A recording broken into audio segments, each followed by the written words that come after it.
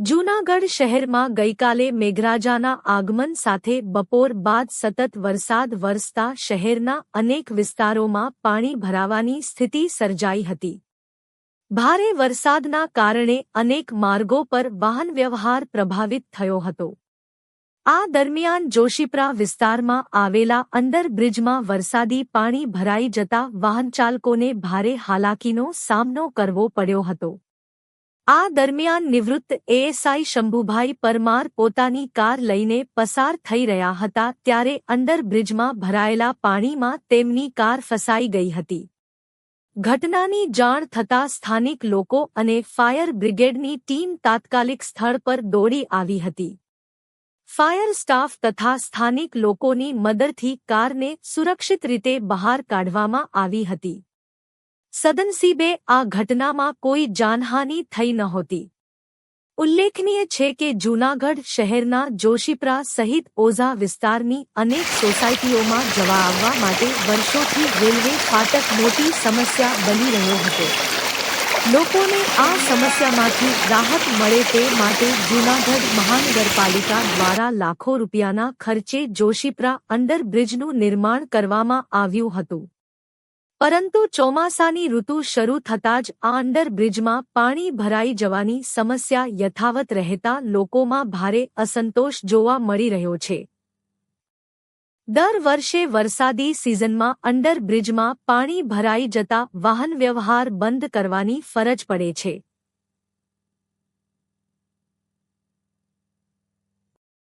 પાણી બહાર કાઢવા માટે મોટરો દ્વારા પાણી ઉલેચવાની કામગીરી કરવામાં આવે છે, છતાં પ્રથમ જ વરસાદમાં સમગ્ર વ્યવસ્થા નિષ્ફળ સાબિત થઈ હોવાનું જોવા મળ્યું હતું।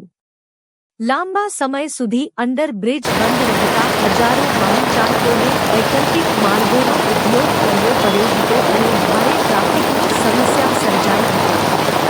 સ્થાનિકોના જણાવ્યા મુજબ થોડો વરસાદ પડતા જ અંડરબ્રિજ પાણીમાં ગરકાવ થઈ જાય છે અને દર વર્ષે આ જ સ્થિતિનું પુનરાવર્તન થાય છે।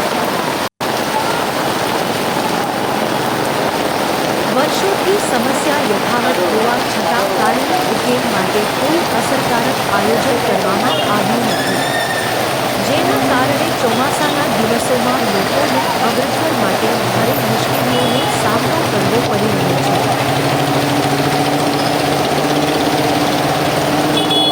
સ્થાનિકોએ માંગ કરી છે કે જોશીપરા અંડરબ્રિજમાં વરસાદી પાણી ભરાવાની સમસ્યાનો કાયમી ઉકેલ લાવવામાં આવે તેમજ ડ્રેનેજ અને પાણી નિકાલની વ્યવસ્થા વધુ કાર્યક્ષમ બનાવવામાં આવે, જેથી દર વર્ષે સર્જાતી હાલાકીમાંથી લોકોને રાહત મળી શકે।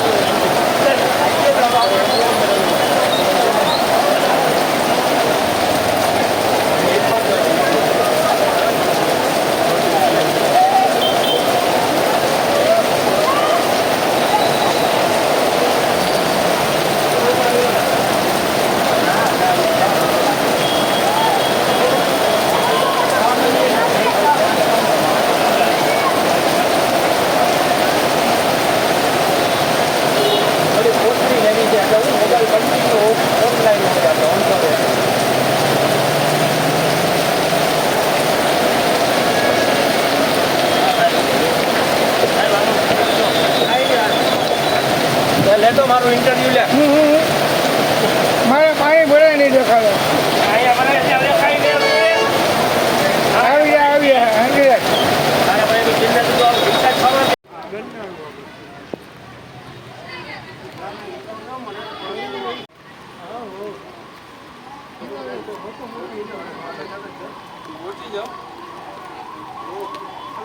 આજને કીધું મળવા આપણે અત્યારે ગાડી નથી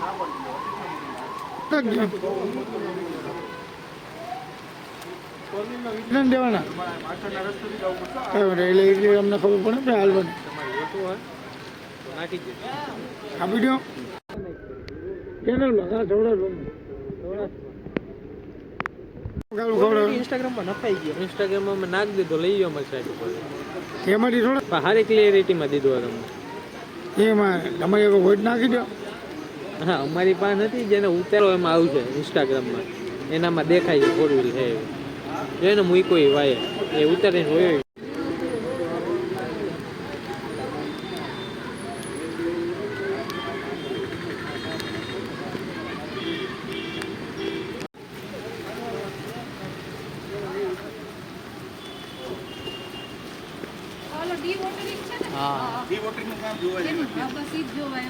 કેવું કામ કરે છે? શું છે 1 મિનિટમાં 10,000 લીટર પાણી કાઢશે. હાલો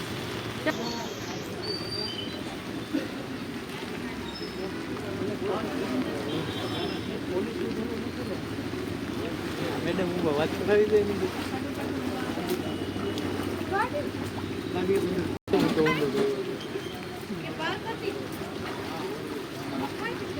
અમુક એવા હોય કે ભૂલ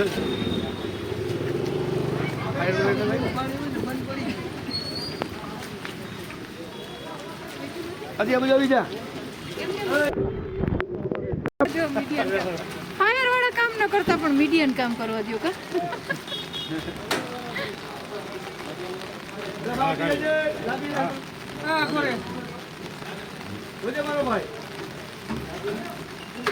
આ પાણી ક્યાં જશે?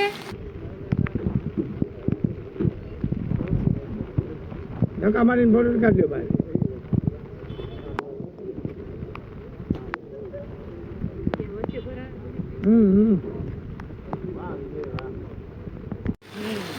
અહીંથી ન્યા જ જાય કાં સીધું.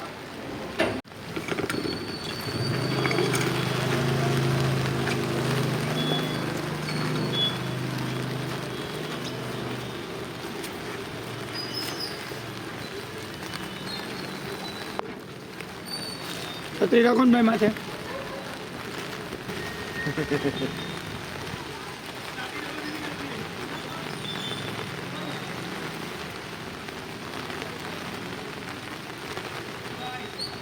એ તો ફ્રી થાય તો ખેંચે આ પાણીમાં આવી જાય. નીચે રાખી દેજો, થાકી જાય આપણે પલળવામાં વાંધો નથી. તરત ભાઈ છે પલળી. નીચે રાખી દેજો.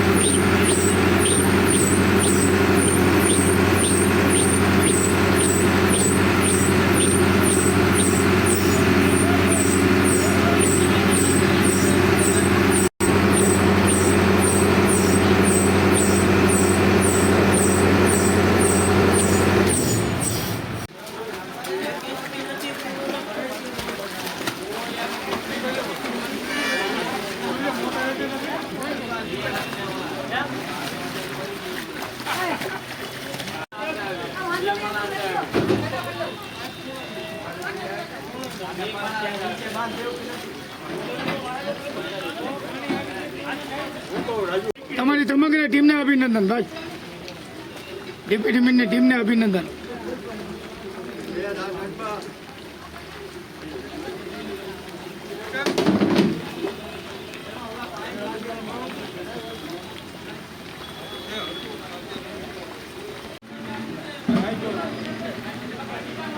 બધું લઈ લીધું, બધું લઈ લીધું. આવી દવાખાને વયો હતા ને તું?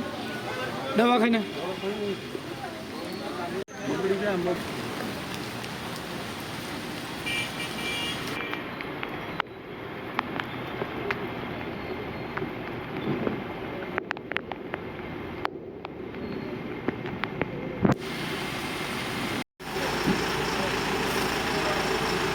હજી થોડેક આવવા જો ને, હજી થોડેક.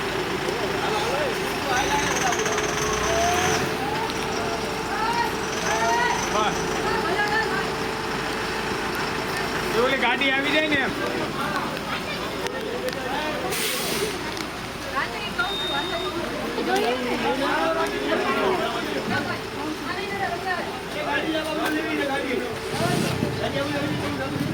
પાણો રાખી દો, પાણો. હાલો ખેંચી લ્યો, હાલો હાલો.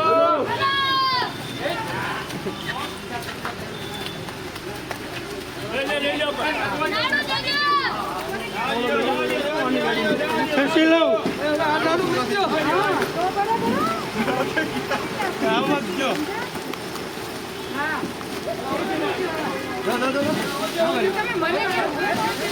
તમે મને કીધું તો હમણાં બરાબર છે ને.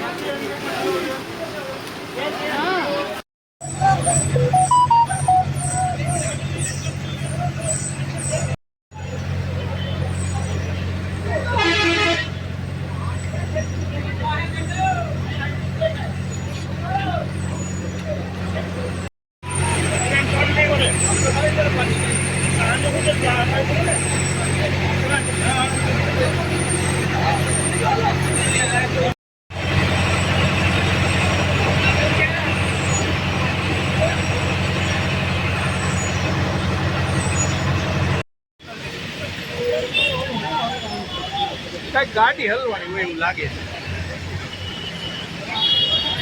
એમાં નીકળી ગયા ને.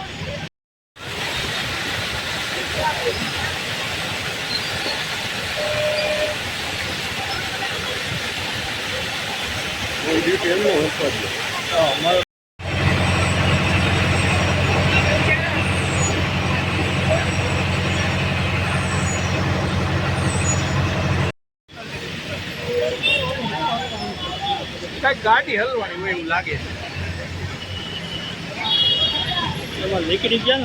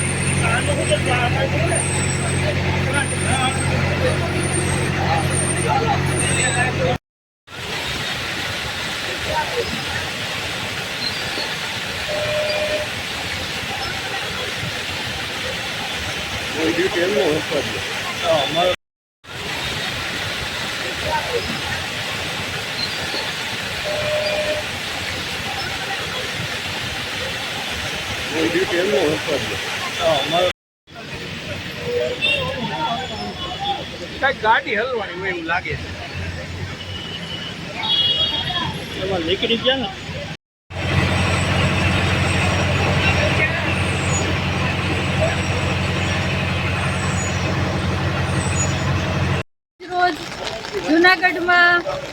જુનાગઢ વાસીઓની આતુરતાનો અંત આવ્યો અને આજે ખૂબ શ્રીકાર વરસાદ થયો છે. સવારથી વરસાદ ચાલુ છે અને આ વરસાદની અંદર અમે લોકો અત્યારે અહીંયા જે જોશીપરા અંડરબ્રિજમાં જે પાણી ભરાય છે અમે ત્યાં આવ્યા છીએ અને કોર્પોરેશન દ્વારા આ ડી વોટરિંગ પંપ દ્વારા આ પાણી છે એ કાઢવામાં આવી રહ્યું છે.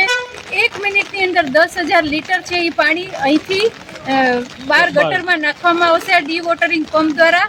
અને એ દ્વારા ડી વોટરિંગ પંપ દ્વારા જે જોશીપરા અંડરબ્રિજની જે સમસ્યા છે પાણી ભરાવાની, તો વરસાદ પડતો હશે એ પછી અઠવાડિયા સુધી આ રસ્તો છે બંધ રહેતો હતો ને અહીંયા પાણી ભરાયેલું હતું. ત્યારે હવે આ ડી વોટરિંગ પંપ દ્વારા આપણે 2 થી 3 કલાકની અંદર પાણી છે એ પાણી આપણે બહાર કાઢી શકીશું. અને આ સ્થળની મુલાકાતને નિરીક્ષણ કરવા અમે આવ્યા છીએ.